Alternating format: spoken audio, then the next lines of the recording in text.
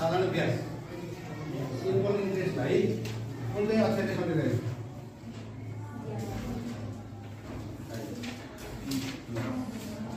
के हो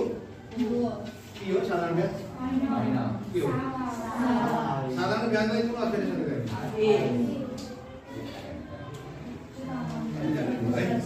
आई भन्ने अक्षरले समेत साधारण ब्याजलाई त्यो साधारण ब्याज पत्ता लगाउनको लागि हामीसँग सम्बन्धित हुने समय नीति समय हुन्छ त्यसको ब्याजको दर हुन्छ हैन त्यो समयलाई चाहिँ कुन अक्षर समेत हुन्छ टी अनि समयको युनिट चाहिँ के हो वर्ष के हो वर्ष हुन त हामी विज्ञानमा समयलाई सेकेन्ड एकाइमा राखिन्छ भनेर यसको एसाइनमेन्ट गर्नु पर्छ होला अब यसमा चाहिँ समयलाई वर्षमा राख्नुपर्छ यो दिन भए पनि वर्षमा हप्ता भए पनि वर्षमा महिना भए पनि वर्षमा हाम्रो समस्यामा चाहिँ दिनसम्म आउन सक्छ हप्ता चाहिँ दिँदैन महिना र महिना भए वर्षमा लैजाने दिन भए पनि समय पनि थाहा हो ब्याज निकाल्नको लागि र समय थाहा हुन्छ तर टीबाट सकेर होइन के को ब्याज निकाल्ने हो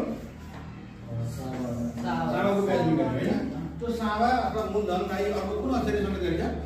पी प्रिन्सिपल पी अब एउटा अक्षर साथो के होला त्यो के हो त्यसको ब्याज दर अथवा ब्याजको दर त्यसलाई क्लियर भन्ने सक्नु तपाईले ब्याज दर भनेको के हो ब्याज दर भनेको ऋण लिँदा वा मजा राख्दा लाइने वा पाइने प्रतिशत दर ब्याजको प्रतिशत दर ठिकै छ तपाईलाई अलि क्लियर कसरी गर्नु पर्ला ब्याज दर प्रतिशत दर रु 100 को एक वर्षको ब्याज भेरी गुड 100 रुपैयाँको एक वर्षको जति रुपैयाँ ब्याज आउँछ रुपैयाँ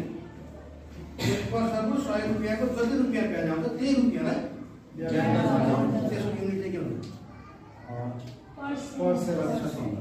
त्यो रुपैयाँलाई बनाएर अनि प्रतिशतमा जस्तै भन्दै तब 100 रुपैयाँको एक वर्ष के भयो आई इन्टु अब के निकाल्नु छ R equal to I into T तर टी इन्टु 100 हुन्छ टी इन्टु 100 कहिले नै हुँदैन आई इन्टु 100 नै हुन्छ त्यो क्रस मल्टिप्लिकेसन सिस्टम अनुसार भयो ओके अब यहाँ के निकाल्नु पर्यो हजुर मिश्रण धन माथि मिश्रण धन होइन ठिक छ है धेरै थ्याङ्क यू सिट डाउन सम्झिन के निकाल्नु पर्यो सावा निकाल्नु पर्यो है त्यो सावा निकाल्नु पर्यो हो पी गर्नु ए माइनस थ्याङ्क यू अब हामीले मिश्र धन निकाल्न पर्यो भने मिश्र धन निकाल्न पर्यो भने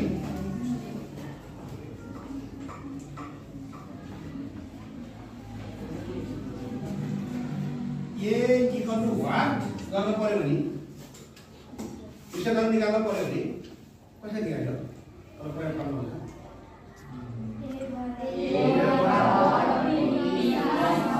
इक्वल टु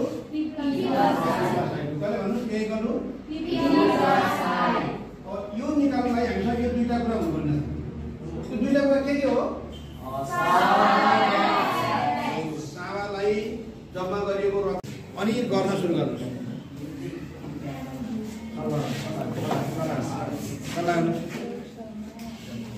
ए मेरो साथीले गरिदिहाल्छ मलाई आउँदैन मेरो समय त्यस्तो होइन सबैले गर्नु पर्यो जसले यो उसमा चाहिँ भाग लिएको छैन नि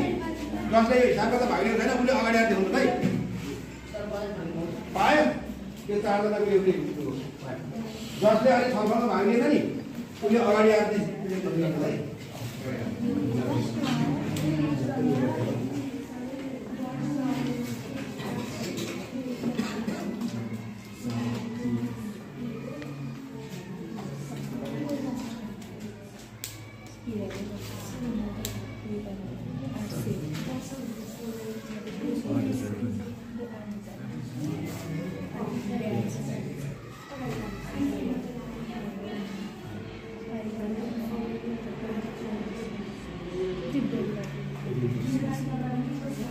अथवा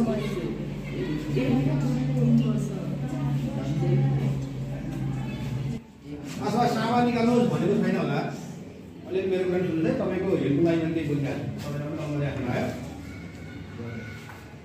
सिधै मिसो अलिक 8 मिनट बाँकी रहन्छ, 2-3 मिनटको प्रेजेन्टेसन गर्ने है त। 2-3 मिनट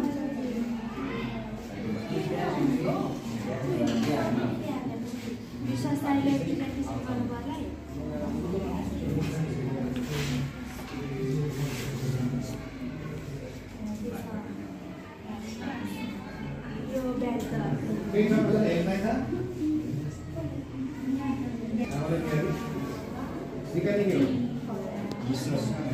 अब इसका निकाल्ने के चाहिए था?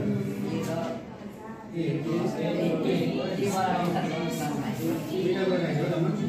कीड़ा आई चाहिए था? और ईशा नंबर आई था? क्या क्या चलता था? रविंद्र है ना? क्लियर था? आपने कुछ नहीं होता क्या? ऐसे हिसाब आज मानी की बात से करने वाला है? कोई बोलूँगा? हाँ क्लियर था? क्लियर था हमने अपने को ये रविंद्र मारी वाला क्वेश्चन रहेगा क्वेश्चन एक वर्ष बाद कितना वर्ष होला आज तो एक निकाल्न ये वाला वाट निकाल्न है हो ये निकाल्नु पर्ने छ यही गर्नु वाट भन्नु आज पनि यहाँ अनि सुन्दर चाहिँ आई वाला लेख्नु आएको हो यसको सर म चाहिँ आई लेख्नु मिसा निकाल्नु पर्ने हो नि यो निकाल्नु हो नि मिसा निकाल्दाखेरिमा आई गर्नु टिनीको आएर पनि किन गर्नु हो